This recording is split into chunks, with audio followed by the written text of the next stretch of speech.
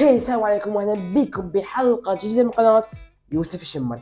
حلقة اليوم راح تكون مختلفة، راح تكون القطع بدوري ابطال اوروبا. الشيء الثاني اللي يخليها مختلفة انه بخلفية جديدة. وقت تنزيل الحلقة انحصرت بهاي الايام، يعني تاخرت بالتنزيل بسبب الدراسة، لازم ننزل بهاي الايام قبل تقريبا الجولة الثانية من دوري الابطال. حلقة راح نحكي عن نظام دوري الابطال، وبنفس الوقت راح نقطع بابطال او المتأهلين الى دور 16 دوري ابطال اوروبا. بالنسبه للدريسات الموجوده وراي او التيشيرتات راح اتغير ان شاء الله مع كل حلقه التيشيرتات هي مناسبه. فسبب اختياري حلقه اليوم التيشيرتات ريال مدريد اللي هي الطقم الاساسي والطقم الثالث، انه حلقه حتكون عن دوري الابطال، واكيد كلنا نعرف انه ريال مدريد هو سيد بطوله دوري الابطال، فمستحيل تحلى الحلقه بدون ريال مدريد. بدون ما نطول عليكم وناخركم، واشتركوا بس. خلونا نبدي باول شيء اللي هو شرح نظام جديد.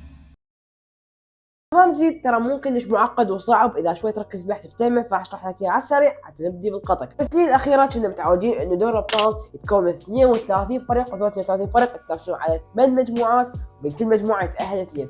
تقريبا هو مشابه، بس المشكله انه زادت عدد الانديه، وتغير من نظام مجموعات الى نظام الدوري. فدوري الابطال يتكون من 36 فريق، اهل من عندهم 16 فريق بس الى دور 16. تسال شو طريقه التاهل؟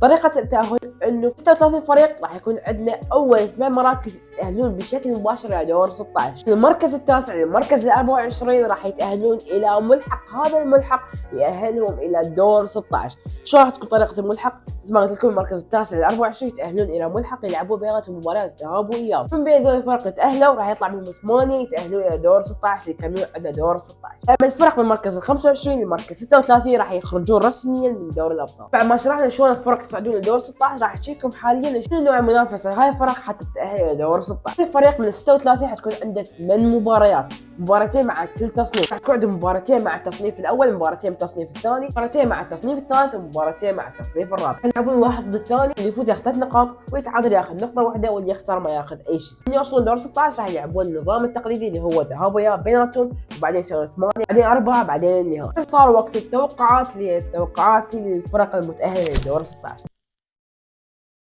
بالنسبة لي أنا انتظر الجولة كاملة حتى أشوف مستويات الأندية وشنو قدمتها بالجولة الأولى، حتى أقدر أدرس الفرق عدل وأتوقع عدل وما أغلط. بس راح نبدي المتأهلين 8 بشكل مباشر. ولحظة صايرة، أنا جاي أصور الحلقة يوم الأحد قبل لعبات الثلاثاء والاربعاء والخميس اللي هي الجوله الثانيه من دوري الابطال. بس خلينا نبلش بالمتاهل الاول بشكل مباشر لدور 16. عندنا نادي ريال مدريد، سيد البطوله ب 15 لقب، اللي حاليا جاي على لقب 16. صح ريال مدريد جاي يمر بفتره صعبه وما جاي يقدم المستويات ممكن تقول عليها فريق صح يستحق دوري الابطال، بس بالنسبه لي اشوف هذا فتره وتعدي. وريال مدريد دائما عودنا انه يمرض ولا يموت. باسوء المستويات جاي يقدم ريال مدريد، جاي يقدر يحصل المهم اللي هو 3 نقاط. لعبوا اول لعبه بدوري الابطال لهم مع نادي شتوتغارت وفازوا بنتيجه 3-1، بس الاداء كان جدا مو مرضي ولا عجب جمهور ريال مدريد. اسوء المستويات فاز جاب 3 نقاط اللي هو اهم شيء للمباراه. بس خلصنا من اول متاهل بشكل مباشر. اما المتاهل الثاني بشكل مباشر عندنا البافاري نادي بايرن ميونخ، اللي باول مباراه له بدوري الابطال كانت امام نادي كوبنهاجن. فاز الفريق بنتيجه 9-2، نتيجه لو تلعب ضد نادي من الشارع بدوري الابطال يعني جدا صعبه. فريق مميز جاي يقدم مستوى جدا قويه، فاتوقعهم راح يتاهلون بشكل رسمي لدور 16.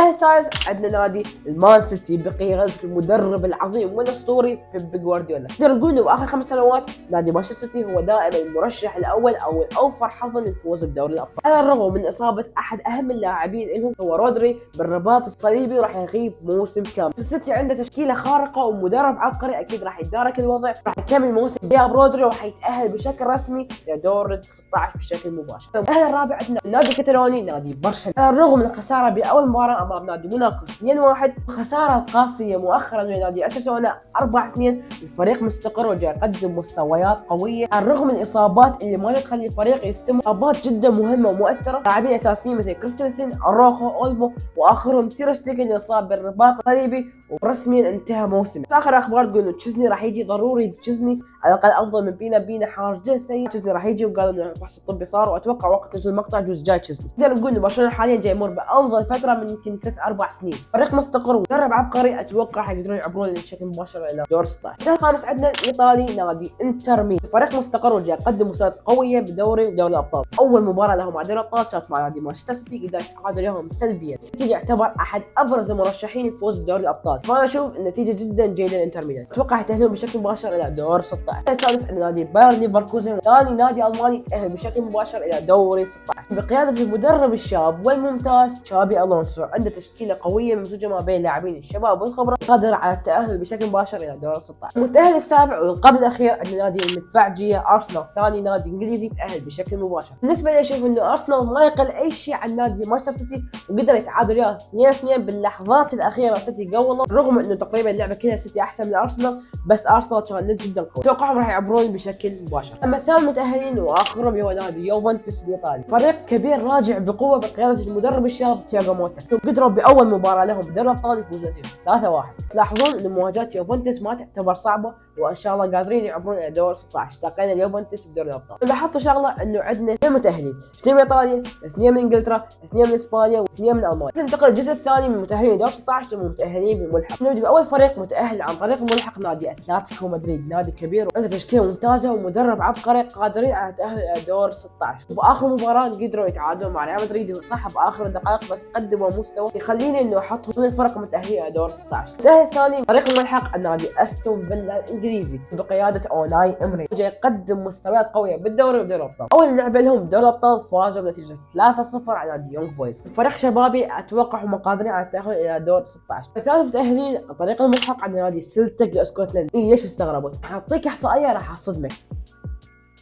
سلتك الاسكتلندي لعبوا هذا الموسم حدث 8 مباريات بكل البطولات، بهاي 8 مباريات سجلوا 7 أو 20 هدف، استقبلوا 4 أهداف بس، يعني فريق قوي على المستوى الهجومي والدفاعي. أول مباراة سلتك بدوري الأبطال فازوا بنتيجة 5-1، صح مو ذاك الخصم قوي، بس تبقى نتيجة 5 بدوري الأبطال تعتبر قوي. بنفس الوقت قرعتهم تعتبر سهلة مثل أندية دينامو زغرب ويونغ بويز. أصعب نادي راح يواجهونه بهاي 8 أندية هو نادي دورتموند، أنا أتوقع هم قادرين على التأهل عن طريق الملحق. النادي الرابع عندنا نادي العاصمي الفرنسي نادي باريس سان جيرمان. كل سنة تعودنا إنه باريس سان جيرمان دائما يكون مجموعته الأول أو الثاني، لكن القرعة هالسنة مو ياهم. أصعب مواجهات هي موجودة لباريس سان جيرمان، صح مواجهاتهم صعبة بس كلنا نعرف خلت نادي باريس سان جيرمان بدوري الأبطال، أتوقع فريق قادر على التأهل. المتأهل الخامس عندنا نادي أتلانتا الإيطالي اللي فاز الموسم الماضي دوري الأوروبي، وأول مباراة بدوري الأبطال تعادلوا سلبيا مع نادي أرسنال، مدربهم العبقري والقوي جاسبرين، أتوقع إنه قادر على أخذ الفريق إلى دور 16. بس ننتقل للمتأهل السادس عندنا اللي هو نادي شتوتغارت الألماني، فريق شبابي مميز يقدم مستويات قوية بالدوري وبدوري الأبطال، قدر بأول مباراة إلا صح خسر 3-1 بس قدر يحرج نادي ريال مدريد سيد البطولة بأرضه وبين جماهيره، أتوقع إن شاء الله يقدرون يتأهلون إلى دور 16. المتأهل السابع عندنا الثاني نادي فرنسا راح يتأهل عن طريق الملحق نادي موناكو اللي قدر يحرج نادي برشلونة ويفوز عليه بأول مباراة نتيجة 2-1، أتوقع يقدرون يتأهلون إلى دور 16. أما آخر فريق راح يتأهل إلى دور 16 عن طريق الملحق جراد الأصفر نادي بروسيا دورتموند اللي بأول مباراة بدوري الأبطال فاز بنتيجة 3-0 على نادي كلوب برود، صح وضحوا بالدوري ها مو أفضل شيء، بس أتوقع إنه نادي دورتموند يقدر يتأهل إلى دور 16. فبهيك خلصنا المتأهلين 16 إلى دور 16 بشكل مباشر عن طريق الملحق. عندي 8 تأهلوا بشكل مباشر إلى دور 16 هم نادي بايرن ميونخ، ريال مدريد، مانشستر سيتي، يوفنتوس، انتر ميلان، ارسنال، نادي ليفركوزن وبرشلونه. الثمانيه تاهلوا عن طريق الملحق على نادي اتلتيكو مدريد، استون فيلا، سلتا، باريس سان جيرمان، موناكو، دورتموند، شتوتغارت ونادي اتلانتا. بس يا حلقتنا قطاع عندنا متاهلين 16 لدور 16. فبس كان معكم يوسف او يوسف الشماري، مع السلامه.